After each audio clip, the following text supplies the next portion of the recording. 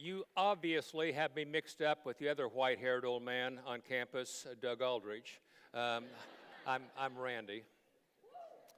I'm glad to be with you this morning and on a subject that matters deeply. If I had any wish, any prayer that I could give, I mean it sincerely, that I wish your friendship with God were rich and deep and all it ought to be, and I would wish your friendships to be deep and godly.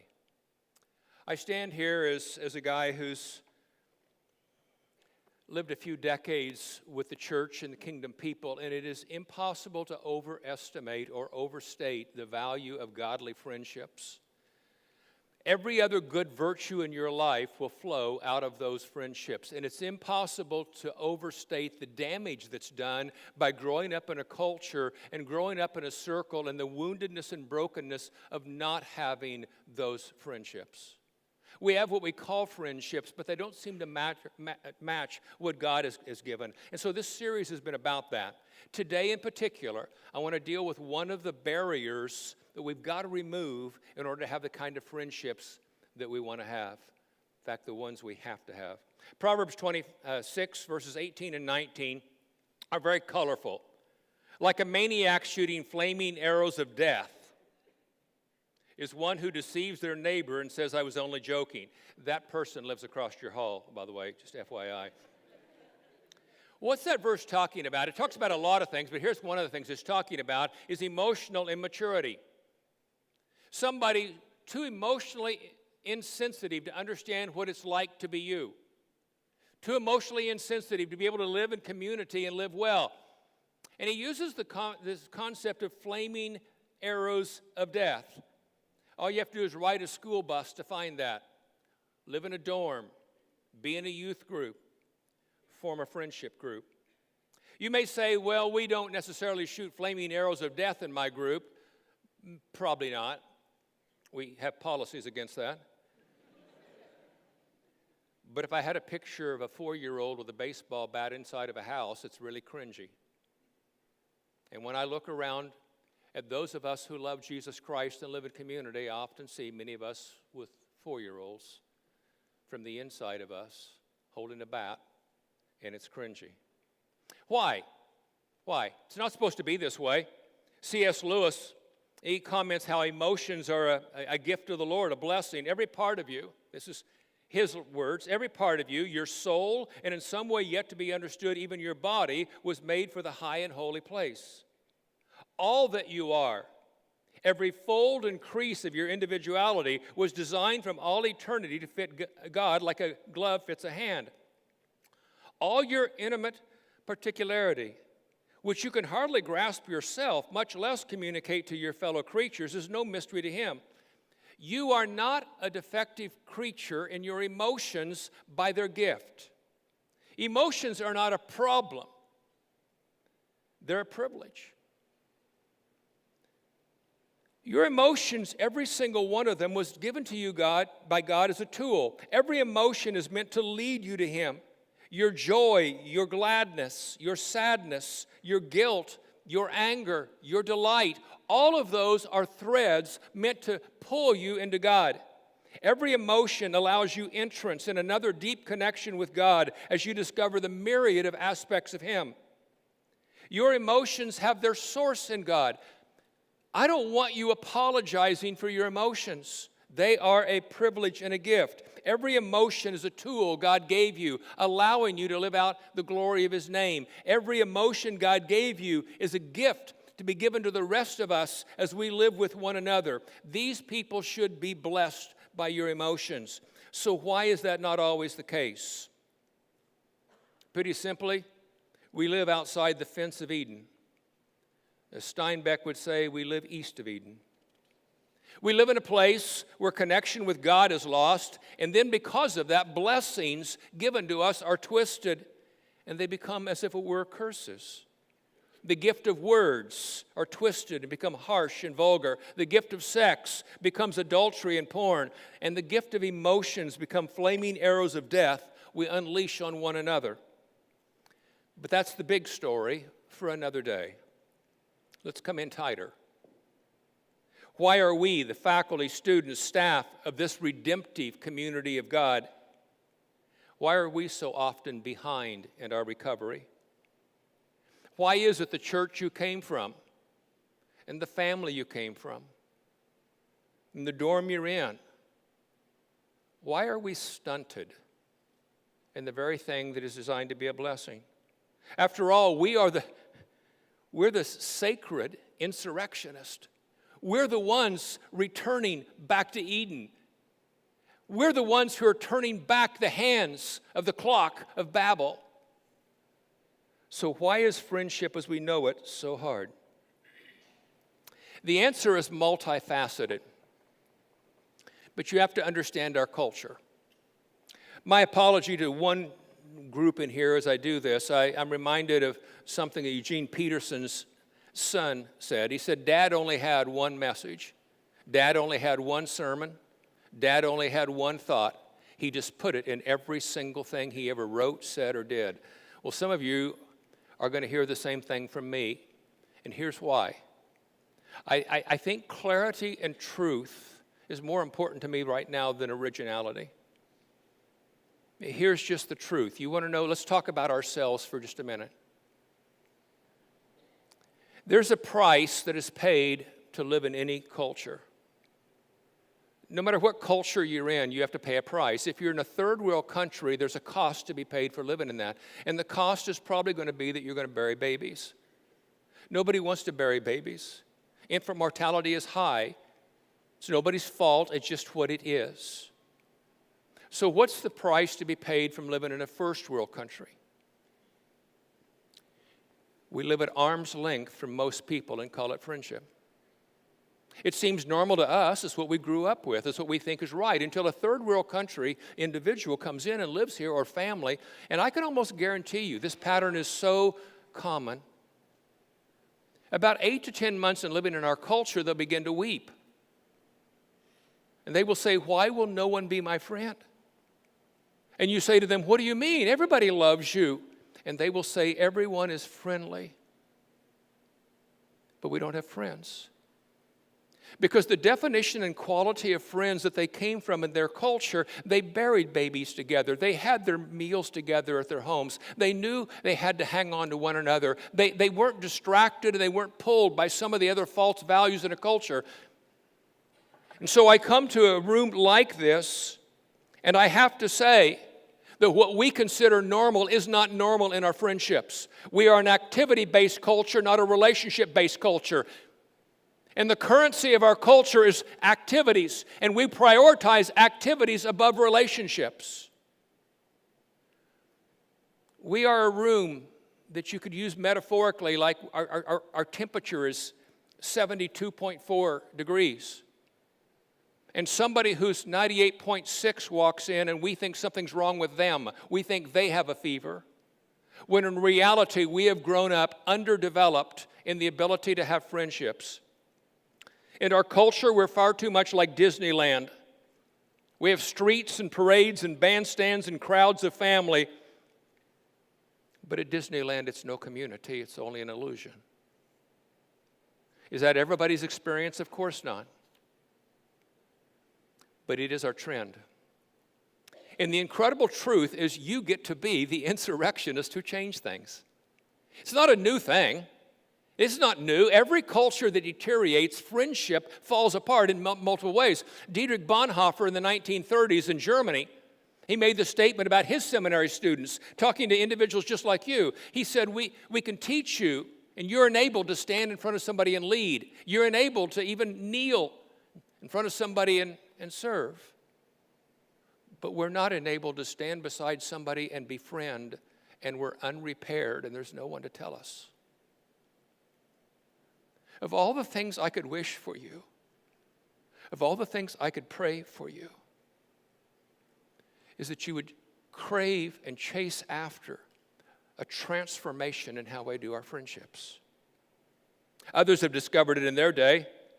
Every generation has to dig through the mire and the mud and find the ancient treasures that got thrown away and were not valued, and you have to pull them out and clean them up and embrace them and find how to even use them.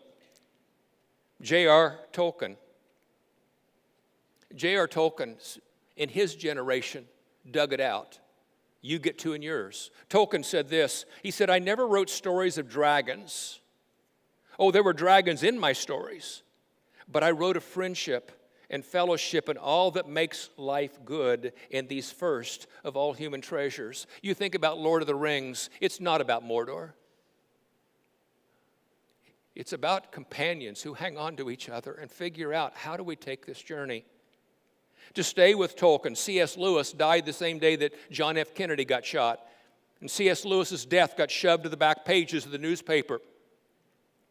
But if you went to the back pages, Tolkien spoke about C.S. Lewis and the Inklings, and they're getting together for over those 30 years, and he describes, and Tolkien puts a simple phrase, we saved one another. Lewis would have concurred. Lewis said himself, anyone who speaks of friendship begins a rehabilitation journey. Our emotions have to be repaired as a part of taking that journey and rediscovering them. There's a great paradox. My emotions will not get repaired without you. And the problem is, because of my 4-year-old little boy inside this old man's body swinging a baseball bat, my emotions are the very prickly things that cause friendships to be hard to be developed. So how do we handle this? There are 4 repeating steps, 4 things we must do. Those 4 repeating steps, even at my age, I promise you, they have to be a part of my life. I'm going to hit the first one pretty hard. I'm going to hit the 4th one pretty hard. I'll brush across the second one. And depending on how that clock goes, maybe we'll see. The 4 repeating steps are these. Number 1, I must keep repenting of my own immaturity as I discover it. I must keep repenting of my own immaturity as I discover it. C.S. Lewis has a lesser-known fictional story. It's a short story. Probably most of you wouldn't even have known it. I didn't know about it most of my life. Called The Shoddy Land. The word shoddy meaning inferior or poor quality. And he has a character in that little short story called Peggy. And Lewis writes this story from a first-person account. Lewis is meeting with a former student named Durward, and Durward brings his fiancée Peggy to the meeting, and Lewis is actually saddened by that because he wanted to talk to his former student about their memories and their experiences, but they can't talk about that because that would leave Peggy out. So they're having what Lewis calls that boring small talk conversation that means nothing. And then Lewis says something crazy happened. He didn't understand. Something suddenly switched. And Lewis said, I switched realms. I don't know whether I was dreaming or I died or what happened. But in a world, I suddenly woke up in a world that was gray. Everything was gray. Everything was shoddy. The sky above me was only gray. It had no beauty. It had no form or shape. The grass beneath me had no form or shape. The trees, he said, I didn't even know they were trees. They looked like ugly stalks with some kind of weird glob of green on top, but I didn't even know what it was. The grass was the same way. He said, they looked like lampposts that somebody's globbed something there. He begins to describe that he begins to see people. And the people are faceless, and the people have no beauty, and the people have no form. They are just almost line drawings, barely completed, except for the faces of young men. Now, they might be handsome, and they were distinct and vivid. And he noticed the women were also that blob of, unless the woman, what she wore was fashion, and it was vivid, and it had color, and it was vibrant. And he began to walk by, and he noticed that in jewelry stores, everything in a jewelry store was vibrant, and the rings and the diamonds, everything, but everything else was just muddy. He said, I came to a building, or I thought it was a big, massive building until I realized, wait a second, it wasn't a building after all, it was a person. And then when he said, I stepped back, and I realized it was Peggy. Only it wasn't the Peggy that I was sitting in the room with. It was a imagined Peggy. It was a bigger-than-life Peggy. It was on the front of the advertisements looking face of Peggy. And it was a meaner, harsher-looking Peggy, but it was a perfect Peggy. And Lewis said, I realized that I'd been led into the mind of this woman, Peggy, who is essentially a narcissistic, self-centered person for whom the whole world and all the people in it are just kind of gray, dull, monotonous things, except for the few vain things she cared about. Here's Lewis's description.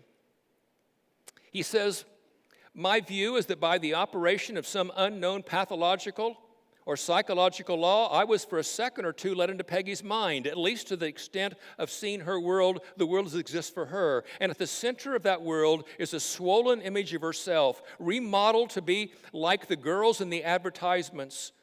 And round this are grouped clear and distinct images of the things she really cares about. Beyond that, the whole earth and sky are a vague blur. There's one other important thing in this little story. Lewis said he heard a faint knocking, and he heard two voices. One was a voice softly saying, Peggy, Peggy, please let me in. And it was the voice of her fiance. And the other voice is crying, child, child, let me in before night comes. And it was the voice of her creator. It's a powerful story. I do wonder what you would see if you saw my mind. I do wonder what would happen if I was allowed to see the world through your eyes. How do I not be Peggy? How do I not make myself to be bigger than I am and shaped different? Unfiltered emotions will make you Peggy. Your emotions are a gift to you, a great gift. But all emotions must be filtered by something outside of you. And if you follow your emotions and you believe that your emotions are a great guide to what reality is, you will be Peggy. I want you to imagine a silly little illustration, but somebody, long shot here, but somebody at Ozark is getting married off at a wedding venue somewhere. Use your imagination. And so I decide that I'd like to ride with you to the wedding venue. It's off somewhere in the boondocks. And so we ride, and as I ride with you, I become more and more confused at the route you're taking and more confused at how this seems not to make as much sense. And so I finally say to you, I mean, it's a night wedding. It's an evening wedding we're having there, and it's beginning to be out. And I go, I don't understand. Are you following GPS? Have you got a compass? Is there a map you've memorized? And you say, oh, no. No, those are way too restrictive. If you'll notice, I've taped a flashlight to the front corner of my car, and that flashlight is what's guiding me and taking me. You and I both know we're as lost as we can possibly get. And anybody who says, my emotions are what guide me, I promise you, there is a filter outside of you. That filter outside of you has to be the voice of your God. It has to be the wisdom of community. If you do not filter your emotions, you are a dangerous person, and it has to be filtered by something outside. But there's also a reason we don't want to repent, and I don't want to filter. I don't know how many times I can quote or paraphrase Lewis in a sermon before I use my quota. But in his reflection on the Psalms, he nails some of us. In one of the Psalms, he writes this. Hey, let me jump in a little bit before he does. We don't want to give up our emotional immaturity because it allows us to fight unfair. And we found that to be our advantage. It's a cruel advantage we don't want to give up. Here's what he writes. Did we pretend to be hurt in our sensitivity and tender feelings? Fine natures like ours are so vulnerable. When envy, ungratified vanity, or thwarted self-will was our real trouble. Such tactics often succeed. The other parties in our quarrel give in. They give in not because they don't know what's really wrong with us, but because they have long known only too well. And that sleeping dog can be roused and that skeleton brought out of the cupboard only at the cost of imperiling their whole relationship with us.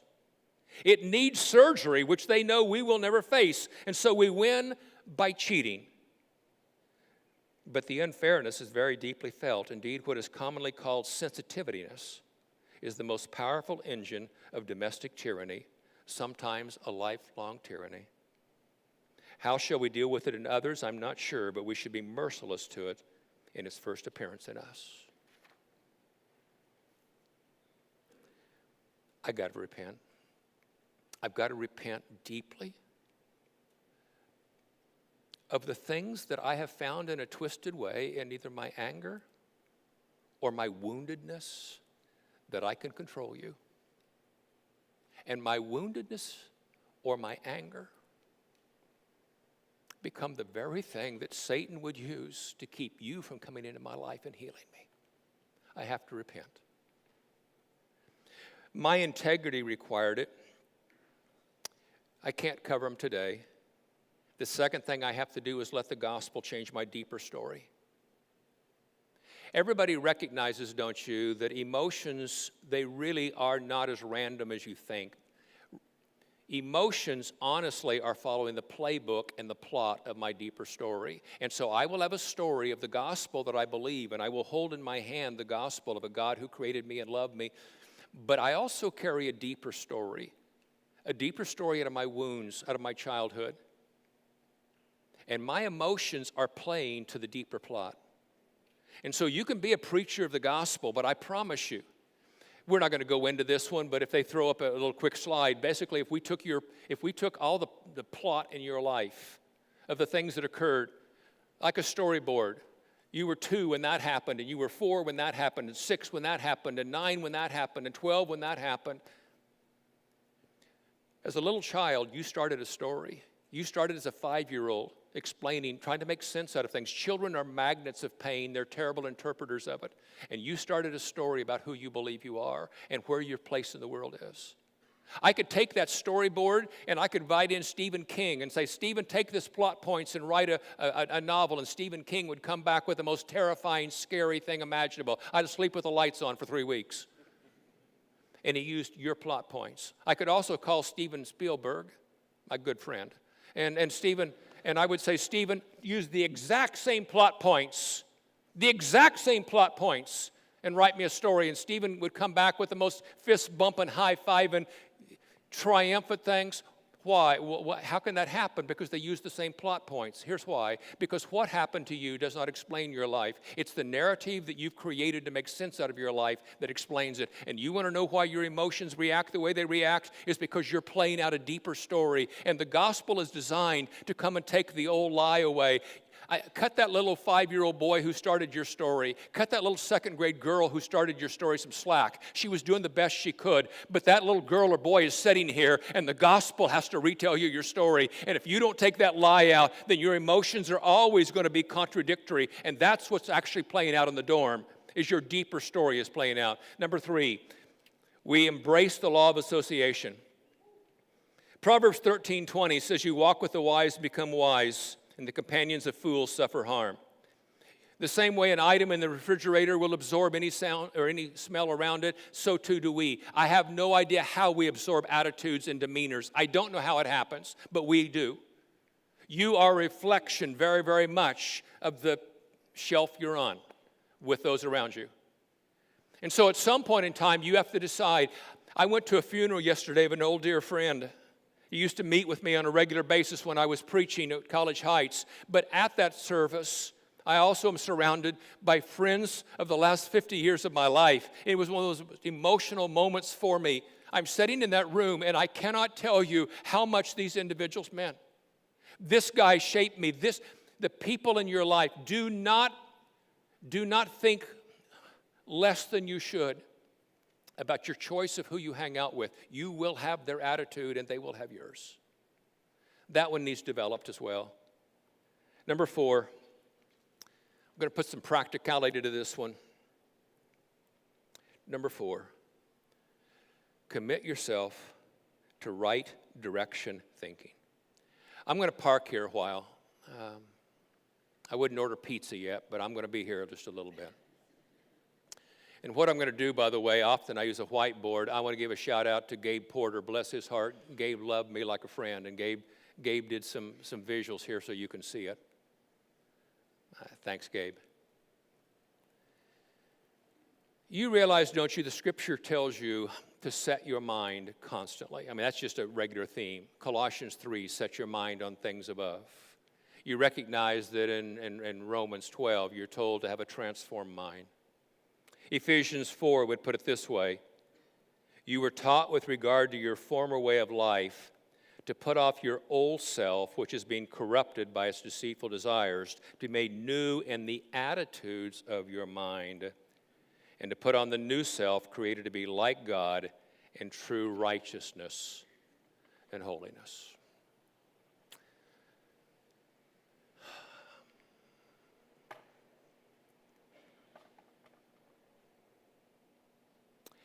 It's a guy named Tim Jennings, Dr. Tim Jennings. I want to give both a thanks to him and an apology because he started me on a way of thinking that I want to thank him for. I want to apologize because I've also probably corrupted what he was saying and done my own adjustments to it. Dr. Jennings said he began to be confused when he was around Christian people because of what he kept bumping into. He said, I find one group of Christian people that he said they're in a box. That box is like this. He said the box is they feel little freedom.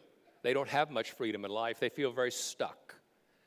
And in this box where they feel stuck, he said probably three things are playing out. The three things that are playing out is they're going to have lower self-esteem.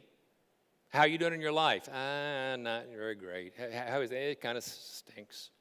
How you feel about being in your own skin? I'm not sure if I even like me. They have lowered longing emotions. Do you feel joy? No, I don't feel much joy. Do you feel loved? Well, I know I'm loved, but no, I don't really feel it. Third thing, do you feel like your life has any power? No, and so he said, they're stuck in this box, and I can't figure out why are they stuck. He said, on the other hand, he said, there's another box, and he said, I meet Christians who honestly feel a great deal of freedom and a great deal of joy and a great deal of delight, and he said, I'll find three things in that. I feel decent about myself. I mean, I'm a doofus like everybody else, but God has made me, I like me.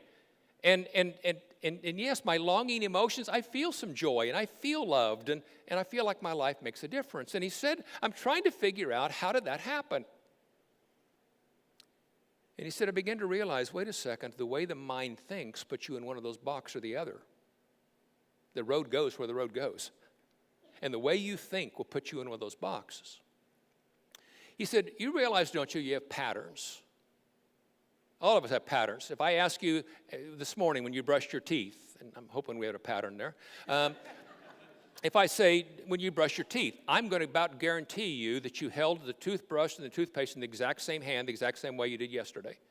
I'm going to guess that you start on the exact same side. I'm going to guess that you have the same pattern. I'm going to guess that it's patterned. I'm going to guess that when you get in your car, the way you sit down, put your keys, adjust the mirror, the seat belt, I bet you have a pattern. I'm going to guess when you walk into your room, you have a pattern. I'm going to guess you are a patterned person. Do you realize you have a pattern in how you think? And you think in that pattern over and over. And here's the basic issue. You either have a top-down way of thinking or you have a bottom-up way of thinking. It's just that simple. It just really is. So let's take a situation. And I'm rushing in this to try to make it. And so I apologize. I'm happy to visit with any of you individually later if you want to talk about this. But let me take a situation. It's a situation that I hope would have played out a month or so back, not this week. But so let's take a situation. Your parents are estranged. Your dad has not been in your life, and they don't live in different states, and your mom can't stand your dad. And you've got a decision to make because you've begun as a young adult to begin to establish a little bit of a relationship with your dad that you really don't know, who's been out of your life most of your life.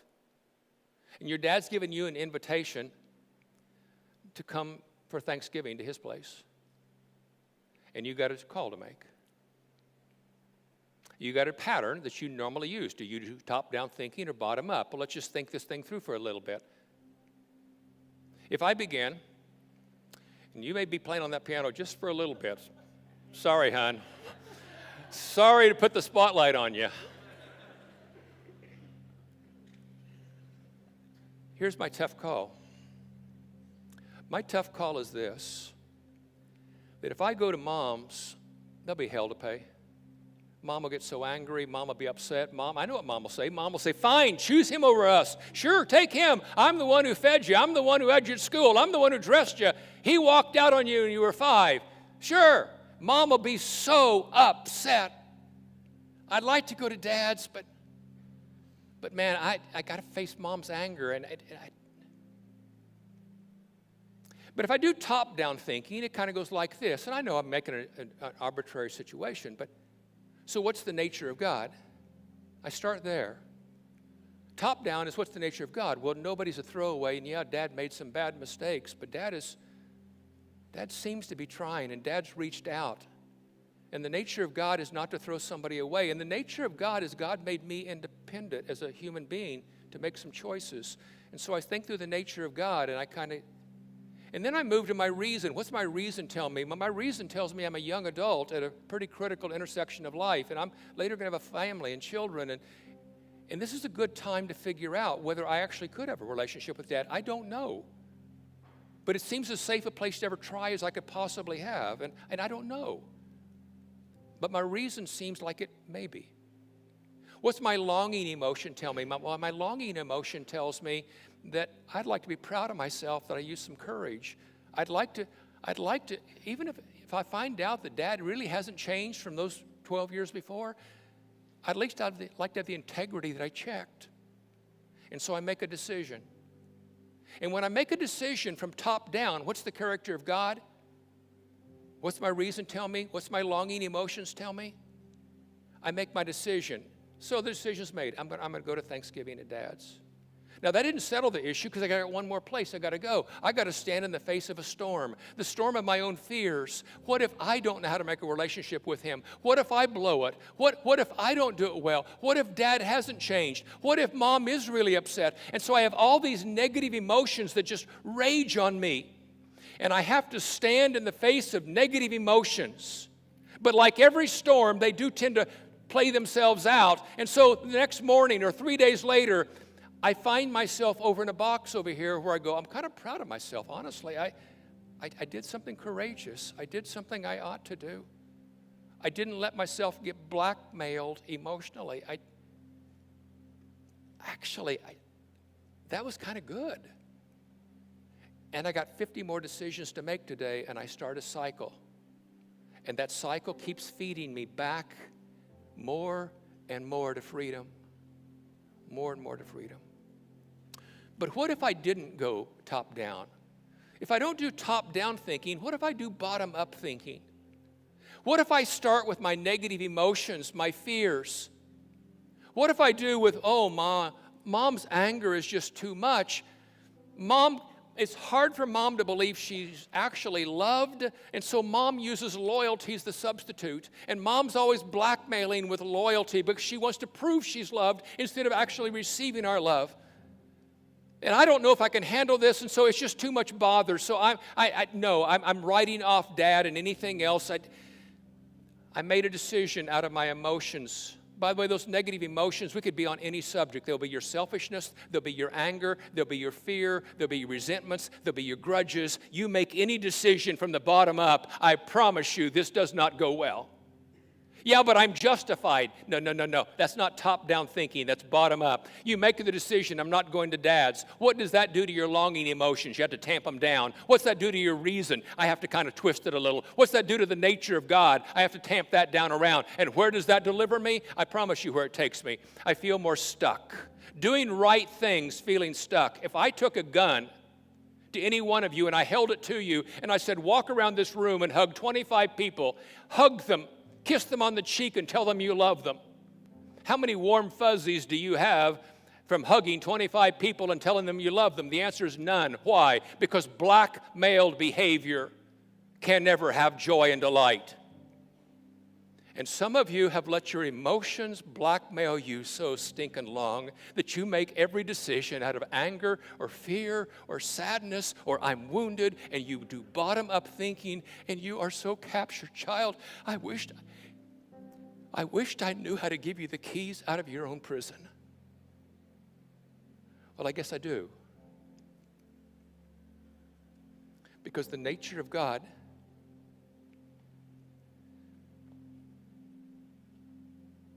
and the gift of God's emotions from top down begin to release you. You guys know we've not tried to make a big deal of it, but it is here. It's Julius and I last year here at Ozark. It's been a great privilege. Come July, they're going to take our keys away from us and have 3 people escort us home so we can find it.